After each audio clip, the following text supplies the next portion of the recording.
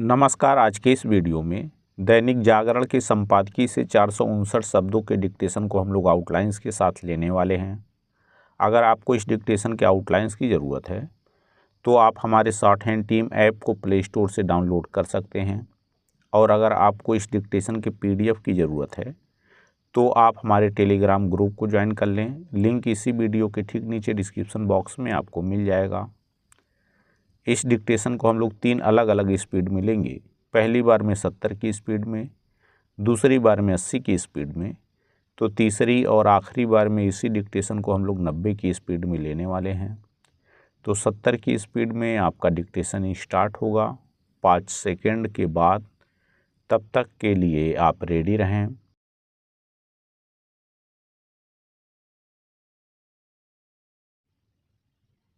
Start. पश्चिम और विशेष रूप से अमेरिका का श्रेष्ठता बोध खत्म होने का नाम नहीं ले रहा है। इसका ताज़ा उदाहरण है एक अमेरिकी आयोग की भारत में धार्मिक स्वतंत्रता पर प्रतिकूल रिपोर्ट। इसके कुछ दिन पहले अमेरिकी विदेश मंत्रालय ने भारत में मानवाधिकारों की स्थिति पर चिंता जताई थी। यह चिंता ऐसे समय जताई गई थी जब अमेरिका में इजरायल के खिलाफ प्रदर्शनरत छात्रों और शिक्षकों को गिरफ्तार कर उन्हें शैक्षिक परिसरों से बलपूर्वक खदेड़ने की तैयारी हो रही थी। भारतीय विदेश मंत्रालय को मानवाधिकारों पर अमेरिकी रिपोर्ट को खारिज करते हुए यह कहना पड़ा था कि वह भारत के बारे में अपनी खराब समझ का परिचय दे रही है। भारत के प्रति जितना दुराग्रह इस रिपोर्ट में झलक रहा था, उतना ही धार्मिक स्वतंत्रता संबंधी रिपोर्ट में भी। इसीलिए भारत को कहीं कड़ी प्रतिक्रिया व्यक्त करते हुए यह कहना पड़ा कि धार्मिक स्वतंत्रता का आकलन करने वाला अमेरिकी आयोग राजनीतिक एजेंडे वाला एक पक्षपाती संगठन है, और वह भारत को लेकर अपना दुष्प्रचार जारी रखे हुए है। विदेश मंत्रालय के प्रवक्ता ने यह कहने में भी संकोच नहीं किया कि उक्त रिपोर्ट भारत की चुनावी प्रक्रिया में हस्तक्षेप करने की कोशिश है। इस नतीजे पर पहुंचने के अच्छे भले कारण हैं, क्योंकि चंद दिनों पहले ही अमेरिकी सूत्रों के हवाले से खालिस्तानी आतंकी गुरपतवंत सिंह पन्नू की हत्या की कथित साजिश में शामिल एक भारतीय अधिकारी का नाम लिया गया था। अमेरिका भारत पर तो इस साजिश की जांच करने का दबाव बनाए हुए है, लेकिन यह बताने को तैयार नहीं कि वह ऐसे आतंकी को क्यों पाल रहा है जो भारत को आए दिन धमकियां देता रहता है। पैरा। अमेरिका और पश्चिम के अन्य देश धार्मिक स्वतंत्रता, मानवाधिकारों आदि पर भारत को तो उपदेश देते हैं, लेकिन खुद अपने अंदर नहीं झांकते। भारत के अंदरूनी मामलों में अनावश्यक टिप्पणी करने वाले पश्चिमी देशों की संस्थाएं क्या दुनिया को यह बताएंगी कि अमेरिका में पुलिस विश्वविद्यालयों में धावा क्यों बोल रही है और ब्रिटेन अवैध अप्रवासियों को पकड़ पकड़ कर रवांडा क्यों भेज रहा है। इसी तरह कनाडा में हड़ताली ट्रक ड्राइवरों से निपटने के लिए आपातकाल क्यों लगा दिया जाता है।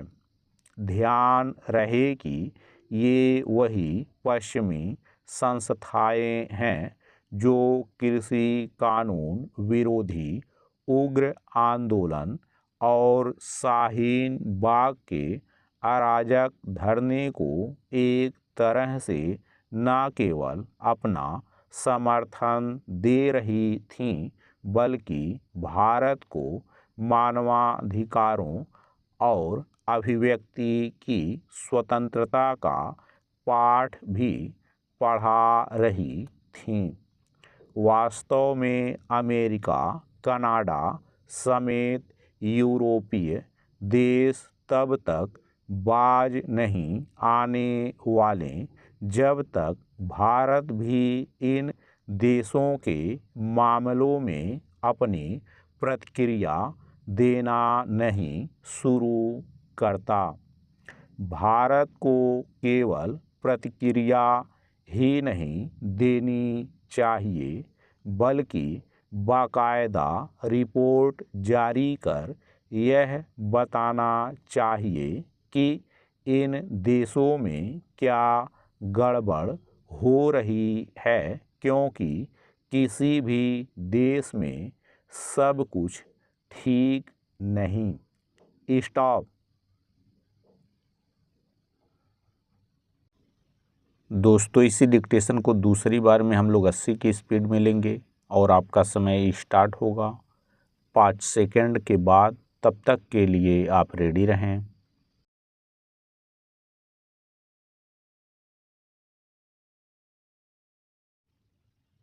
स्टार्ट। पश्चिम और विशेष रूप से अमेरिका का श्रेष्ठता बोध खत्म होने का नाम नहीं ले रहा है। इसका ताज़ा उदाहरण है एक अमेरिकी आयोग की भारत में धार्मिक स्वतंत्रता पर प्रतिकूल रिपोर्ट। इसके कुछ दिन पहले अमेरिकी विदेश मंत्रालय ने भारत में मानवाधिकारों की स्थिति पर चिंता जताई थी।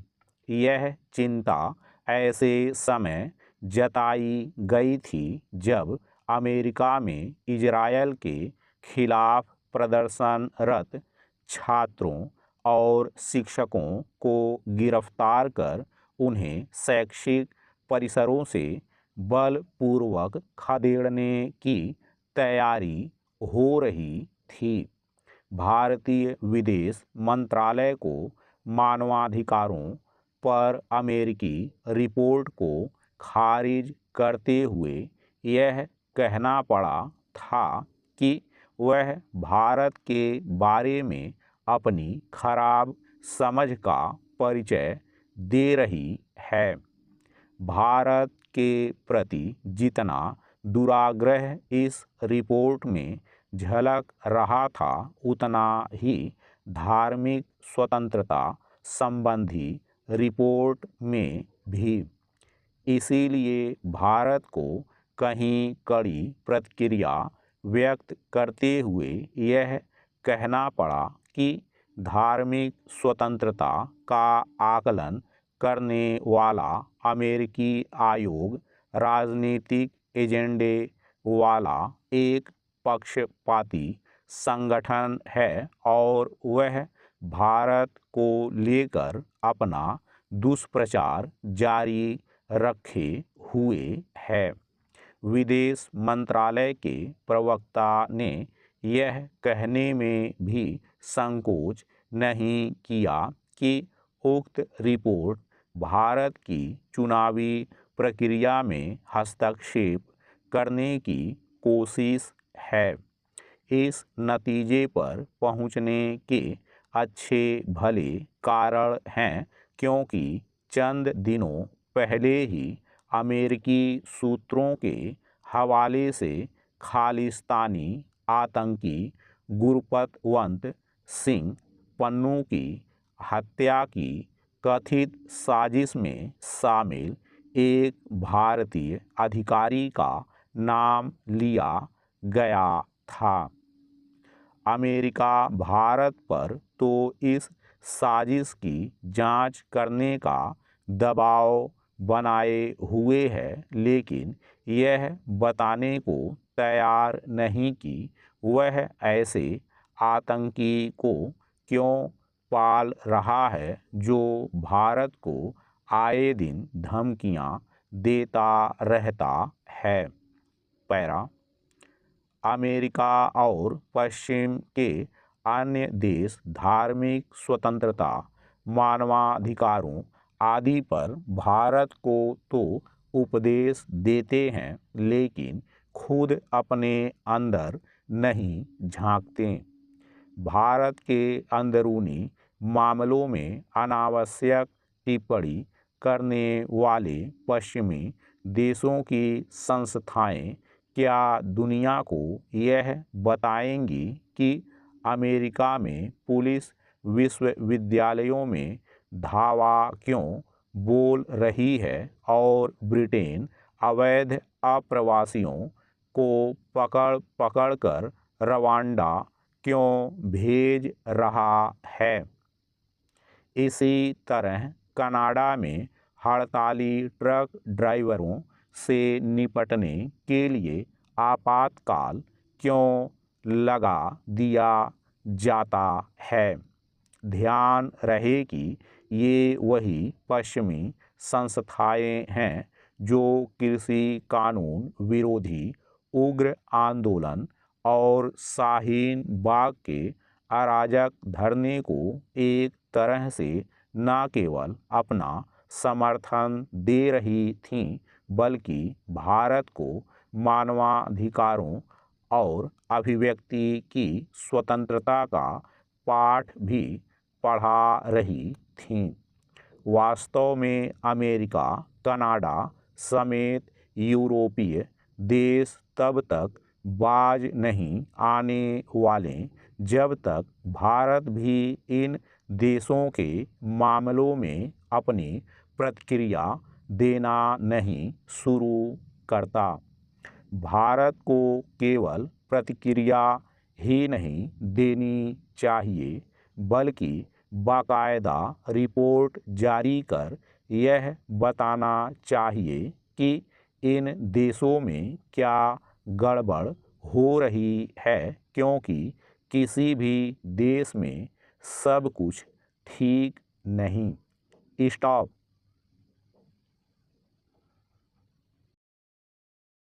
दोस्तों, इसी डिक्टेशन को तीसरी और आखिरी बार में हम लोग 90 की स्पीड में लेंगे और आपका समय स्टार्ट होगा 5 सेकंड के बाद।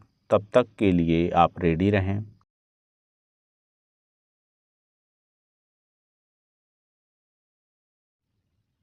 स्टार्ट। पश्चिम और विशेष रूप से अमेरिका का श्रेष्ठता बोध खत्म होने का नाम नहीं ले रहा है। इसका ताज़ा उदाहरण है एक अमेरिकी आयोग की भारत में धार्मिक स्वतंत्रता पर प्रतिकूल रिपोर्ट। इसके कुछ दिन पहले अमेरिकी विदेश मंत्रालय ने भारत में मानवाधिकारों की स्थिति पर चिंता जताई थी। यह चिंता ऐसे समय जताई गई थी जब अमेरिका में इजरायल के खिलाफ प्रदर्शनरत छात्रों और शिक्षकों को गिरफ्तार कर उन्हें शैक्षिक परिसरों से बलपूर्वक खदेड़ने की तैयारी हो रही थी।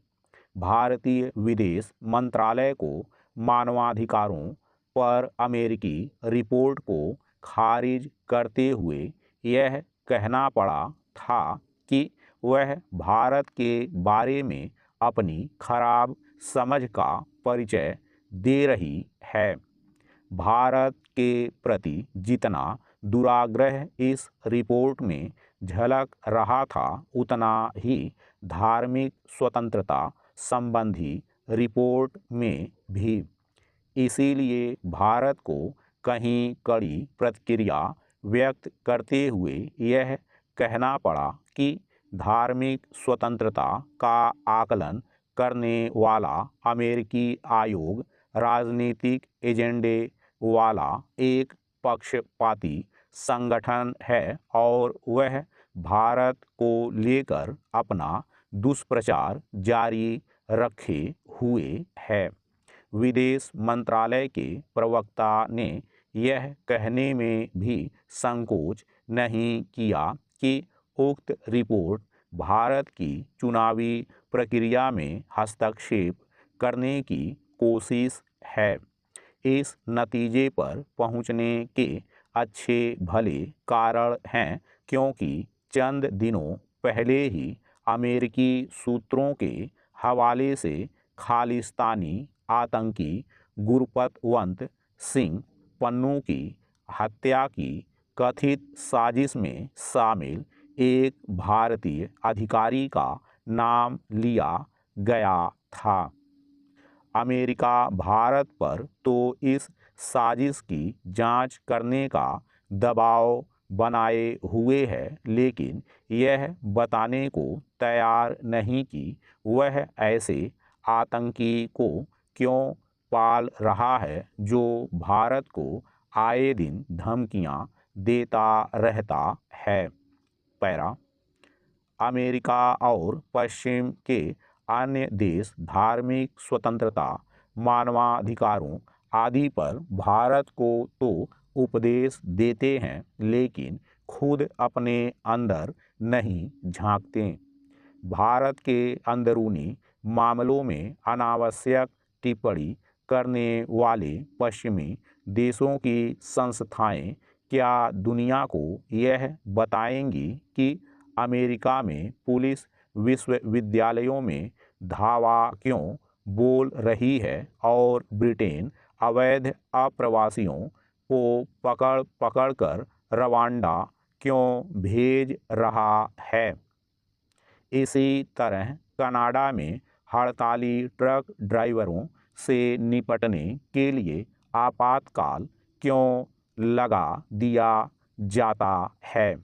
ध्यान रहे कि ये वही पश्चिमी संस्थाएं हैं जो कृषि कानून विरोधी उग्र आंदोलन और शाहीन बाग के अराजक धरने को एक तरह से न केवल अपना समर्थन दे रही थीं, बल्कि भारत को मानवाधिकारों और अभिव्यक्ति की स्वतंत्रता का पाठ भी पढ़ा रही थीं। वास्तव में अमेरिका, कनाडा समेत यूरोपीय देश तब तक बाज नहीं आने वाले जब तक भारत भी इन देशों के मामलों में अपनी प्रतिक्रिया देना नहीं शुरू करता। भारत को केवल प्रतिक्रिया ही नहीं देनी चाहिए, बल्कि बाकायदा रिपोर्ट जारी कर यह बताना चाहिए कि इन देशों में क्या गड़बड़ हो रही है, क्योंकि किसी भी देश में सब कुछ ठीक नहीं। स्टॉप।